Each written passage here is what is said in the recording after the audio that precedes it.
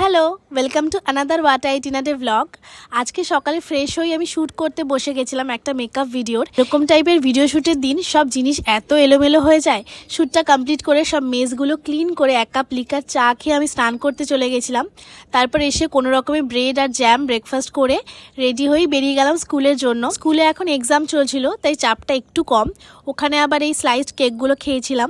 আসার পথে দেখলাম আমাদের পাড়ার প্যান্ডেলের স্ট্রাকচার একদম রেডি। এটা দেখে যেন আরো মনে হচ্ছিল পুজোর আর কটা দিনই বাকি যায়। আর জানো তো, এই আসছে এটাই ভালো লাগে। একবার এসে গেলে কিভাবে নিমেষের মধ্যে যেন দিনগুলো কেটে যায় তখন। তারপর বাড়ি গিয়ে আজ লাঞ্চে মা করেছিল লাল শাক, কাতলা মাছের কালিয়া আর চিংড়ি ভাপা। লাল শাকে এরকম বাদাম দেওয়া থাকলে আমার হেব্বি লাগে খেতে। আর আজকে চিংড়ির সাইজ গুলোও ভালোই ছিল। তারপর একটু আইসক্রিম খেয়েছিলাম, যেটা আমি গতকাল কিনে এনেছিলাম পাশেই অরুণের স্টোর থেকে। আর আজকে ডিনারে স্পাইসি করে নুডলস বানিয়েছিলাম, যেটা খেতে ভীষণ টেস্টি হয়েছিল। সো এভাবেই গেল আমার আজকের দিনটা। দেখা হচ্ছে নেক্সট ব্লগে।